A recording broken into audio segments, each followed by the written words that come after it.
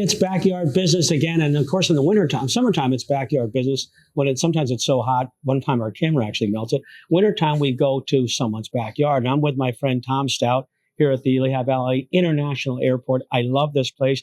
I'm looking here right at the TSA where people get on board. I'm thinking two things, Tom. Number one, I'm here a lot and I love it and they do a great job. Number two, when am I going to finally get the pre-check? I'm number one, either too cheap or too lazy. But I do want to say, I'm so, not that I should be proud of you, you don't, but I am proud of you. And I'm proud of this airport and what you have done. It's an amazing, amazing run. Oh, thank you. I mean, it's a lot of people. It's a lot of work, but we love it. And we have a great team. Yeah, you're so perfect for it. Here you have to, there's a lot of moving parts and things can happen. Like most jobs today, it's, the world's a very visible place and things can happen quickly. So, right. Yeah. There's a lot of regulation here at an airport. And certainly to your point, a lot of things happening inside the fence and outside the fence here at the airport. Did you ever think we would, when I've talked to this, at one point I chaired the airport board way back. Should I give them the line? But anyway, absolutely. I say I was so proud of the board. I took them from toxic to dysfunctional. But anyway, so I chaired the board. And back then, we were literally down to I told you one time a month or two, and you're like, no, we were down like 3 days. Yeah, it was about 3 days cash on hand. Did you ever, two questions, did you ever think we'd be in the spot we're in? I mean, you're always still working hard. And what happened? What was the turnaround? Was it Allegiant or what was it? Well, a lot of variables, right? I think the first thing is, airlines, it's a very sort of volatile industry in terms of the cycles in the economy. It's really affected. People are flying when the economy is good, when they're not. It's one of the first things you see, that discretionary travel gets pulled back. Yeah. And so I think that's really, we were just in one of those cycles. Things were a little bit down. And, the carriers really still coming out of 9/11. We're still merging and consolidating and still figuring some things out. We're really just riding some of the great work that was put in and really starting to see the fruits of that now. Yeah.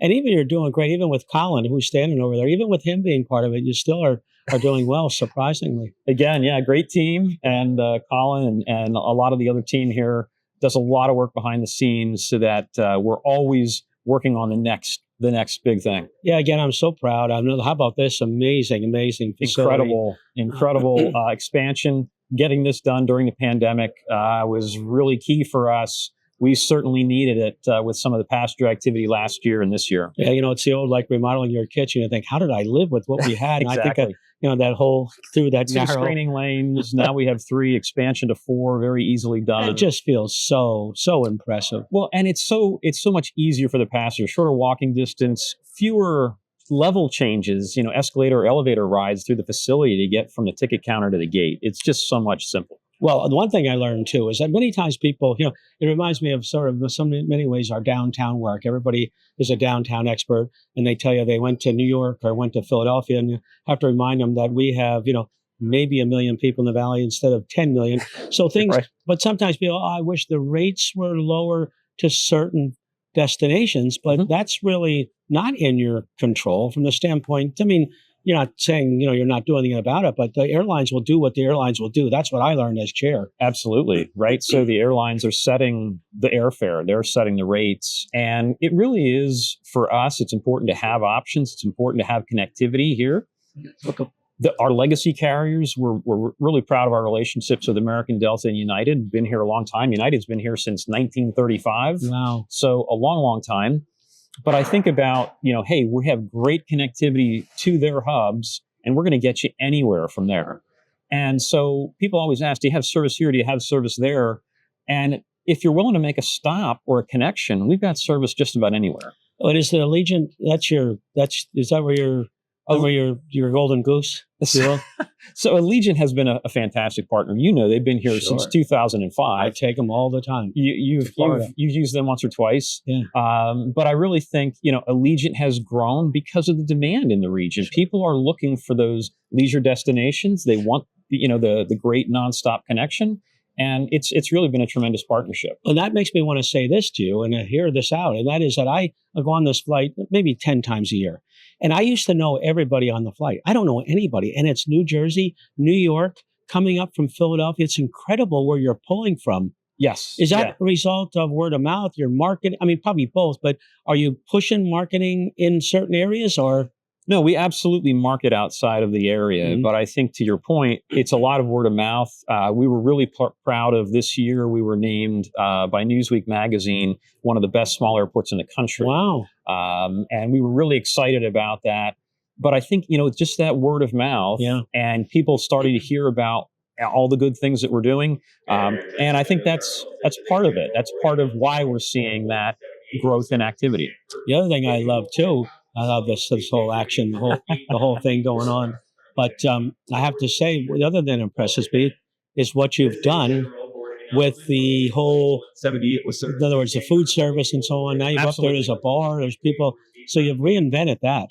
Yeah, taking a look at, we really wanted to take an opportunity to look at the food and beverage concessions as well. And that was an opportunity for us to really look at adding more options. People want more options when they're flying through, whether it's a grab and go option or a sit down option, really looking at all kinds of alternatives. People with food allergies, I'm just telling you, there's a lot of folks with interesting needs when they're traveling. And so we wanted to be able to cater to all of those different needs. And I think providing all of these different options, and we've got another option coming online soon. Another food concession. Oh, cool, yeah. Z-Craft is going to be online here in the next number of weeks, and we're excited to bring them on. And I just think it's just adding, again, a lot of options so that people can really find what works for them. One of the things I wanted to ask you, what impresses the heck out of me is not really to the facility per se, is how much air traffic goes on in a day's time. Sure. My first question is, what I love about ABE is that there's very few times where I'm doing a lot, where I'm landing somewhere else, where I'm circling. Seems like I'm taking off, I'm landing. And is that one of the magic pieces of a smaller mid-size airport? It is. It truly is that we have that capacity in the airspace. We have a lot going around us in the Northeast with New York and Philly so close. A lot of aircraft over top, but really in our local airspace, it's much more efficient. And so, sitting on the ground, no traffic delays, no taxi delays. So you're getting out of the gate, out to the runway and off and on your way. So it's really one of the benefits of operating at a smaller airport like ABE. What blows me away is I don't know how many planes are in the air in the course of a day. Tens of thousands? Is there thousands, I guess? A lot.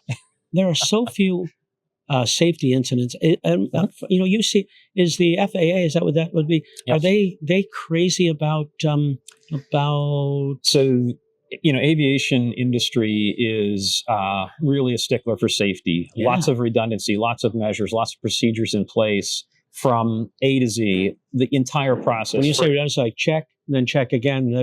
Absolutely. And so I just think of all of the work that goes in behind the scenes from our operations and safety teams to maintain our facilities, our runways, our airfield, and keeping that in a safe condition, even in the wintertime here where we're dealing with snow and ice, making sure it's no worse than wet out there, planes are coming and going. And the aircraft, again, FAA is working that through the air traffic system, the pilots, all of that training. It really starts with a lot of safety focus and safety training, and it's just instilled in you from a very early onset in the industry. I want to tell you, I see some of the security guys walking by, stand here, and as my chairship, I do want to say the police, fire. I mean, the whole staff in general is unbelievable. Top notch. Yeah. Top notch staff. And you've been perfect for the job, really. And I know you and I kid all the time, and there's a tendency to come up with some kind of funny phrase about that, but you really have been. And you paid your dues till you got here. Yeah. I'd like to think a little bit anyway. I've been here a little over 29 years, and I've served in a number of capacities, different departments, including ground handling and baggage handling. Oh, yeah, you did at one point.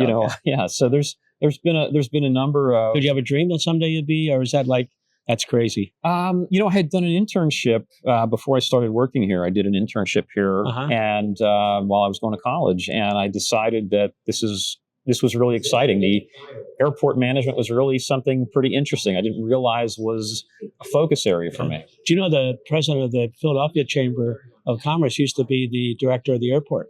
Yeah. So exactly. Does that mean you're thinking about taking my job? Is that what you're thinking? I mean, have you talked to leadership about that? I have not yet. I have not yet. Key word there is yet. The key word is yet. What are you excited about going forward? Again, I love that you got this, which is unbelievable. Place is spotless. You got some new, as you said, some new products in terms of food and beverage. Absolutely. What else? What are you excited about? Well, there's a number of projects we're still looking at. I mean, one is the new hotel. So that's right. a Marriott Courtyard right on the property. 100% moving forward, or is that still one? So all approved by the board. We're looking to do closing in the next few weeks, and maybe a ribbon cutting coming up. Wow. Where we'll be able to get the groundbreaking. Yes. We'll be able to get things moving.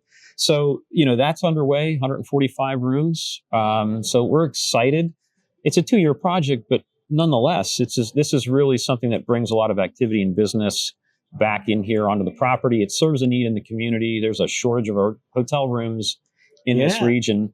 So it really does add something there. We're also right now talking a lot about public parking. Yeah, I love that parking garage. And I don't, exactly. You made a point, by the way, when you presented that to the chamber, which I never thought of. Now you're going to have, if you do that, covered parking, which you don't have now. So if there's 4 inches of snow, you're going to get to your car with 4 inches of snow. That's right. And so that's really not a great experience when you're coming back from Florida, have to clean your car off. But, this is an opportunity where we can add this additional capacity, still keep a surface lot where, hey, if you're interested in the lower price product, you have that available. But if you're interested in covered parking, and we hear that a lot from people, it'd be great to add that. And moving forward, again, another multi-year project, but something that I think will add a lot of value to your experience here. Yeah, I think I wanted to ask you too, in terms of, I'll be remiss if I don't ask the question. Everyone wants to know, they always want to know what new high-end restaurants coming. What is a flight? I know we talked about there's a large Hispanic population in Lehigh Valley. Sure. And maybe something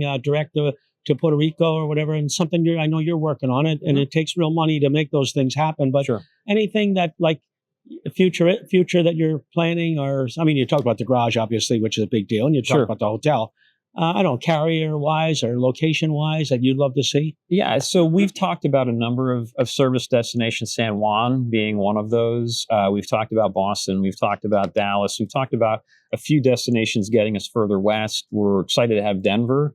That's really been a great connection for us and having that service. But I think it's just looking at some other destinations to get folks where they want to go. And we kind of work off of a lot of really incredible data in the industry now.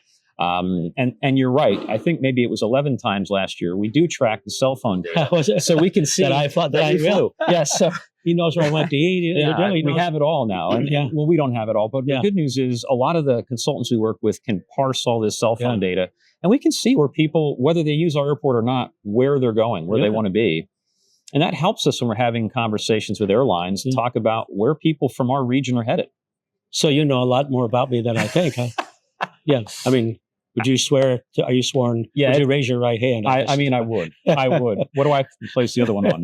Okay, that's... Well, Tom, I want to tell you, I love this. And thank you, Ellie and Bailey, who make this all happen. But I love this airport. I love what you're doing. Look, I'm doing Allegiant almost 100%, so I'm as happy as could be. By the way, Joan from Allegiant is unbelievable. Whenever I need something, she has the answer. But, back to your point, you got a beautiful facility, a great staff. And, people say that. And look, 21st century, you work hard every day to be better, correct? Absolutely. What were the biggest challenges you feel going forward for you? Well, I think for us and for a lot of airports our size, you're seeing a couple of things happening in the industry. One of those is you've got aircraft like those regional jets that we see. Those are actually leaving the market. Those are leaving the air carriers. So the 50-seat regional jets in particular are being retired. Something that was a big deal when I started in the mid-90s. Those are being retired.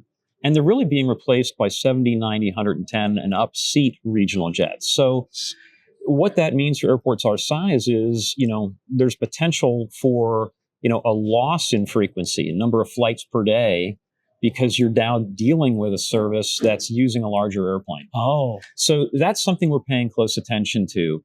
I think the other piece of the industry that so you might have less flights, but bigger capacity on the flight. Gotcha. So that's something we're really watching at a small airport. I think the other thing is really just, we still have a pilot shortage. There's an aircraft mechanic shortage. Daily pilot shortage. And we still have, some issues with aircraft availability, strikes at Boeing, other issues in terms of creating aircraft and having enough aircraft in the fleet that's really a challenge for adding service. Does right a big now. carrier like, I'm sorry, I know they're waving me around a time, but it's so interesting. Does a big, when I say big, frequent, like say Allegiant, do they have like an extra plane in a garage just in case, or is that a dream world?